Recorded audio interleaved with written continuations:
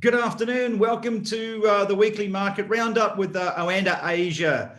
Busy week this week. Absolutely chock-a-block full of tier one data from around the world and major US tech earnings. Won't dwell too much on those earnings, but I believe that the main event will be tonight, the Federal Open Market Committee Federal Reserve rate decision meeting. This meeting will be unchanged with rates, but the market is nervous about a change in forward guidance. I don't believe that this is going to happen because the second that the Federal Reserve starts talking about tapering, we're going to see a huge taper tantrum across financial markets around the world. Equities will tank, bond yields will rise, and the dollar will strengthen, and that's not something that the Fed wants to see happening right now.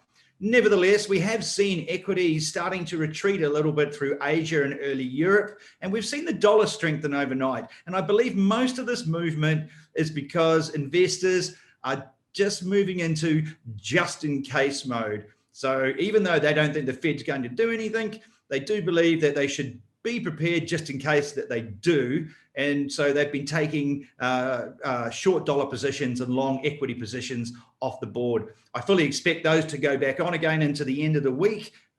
We have China PMIs and we have US GDP and personal consumption to come this week. And I expect they will all be very, very strong. And the buy everything trade will return with a vengeance into the end of the week.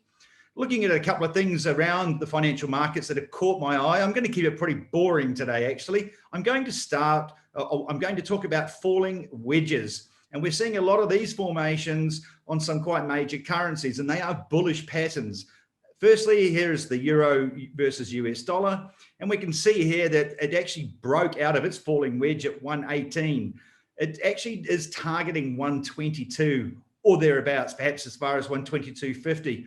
It's a reasonably mature short-term trend, but I do believe that if we pass the FOMC without incident, then the uptrend from 121 will resume for euro versus US dollar as the market piles into the European trade as its vaccination program picks up as a cyclical recovery trade.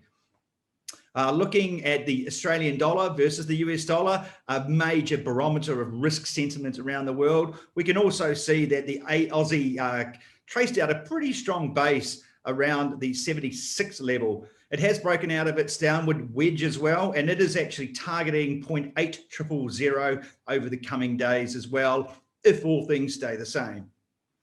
Similarly, if we go to the New Zealand dollar versus US dollar, the Kiwi, we can see here it has also broken out of a falling wedge, and assuming that the FOMC yet again passes without incident and it is as dovish can be, which I fully expect, then we should see its uptrend resume as well. Aussie and Kiwi matter because they're used as proxies, particularly against Asian currencies, for sentiment and risk. And when they're both strong, that usually means that investors are quite bullish on everything else, including equities, etc., etc. Finally, let's have a look at oil. Let's just change direction completely for a moment. Oil itself has been, and we can see the Brent Crude chart here on the screen. It's been ranging between 64 and 68 over the last couple of weeks. Interestingly, last night, though, the US API crude inventory figures came in much, much higher than expected, which would normally be bearish. OPEC starts raising production next week, also potentially bearish. India, the third largest importer of crude oil, is suffering from a COVID-19 wave, and we know all about that. Bearish for oil. But oil actually rose overnight.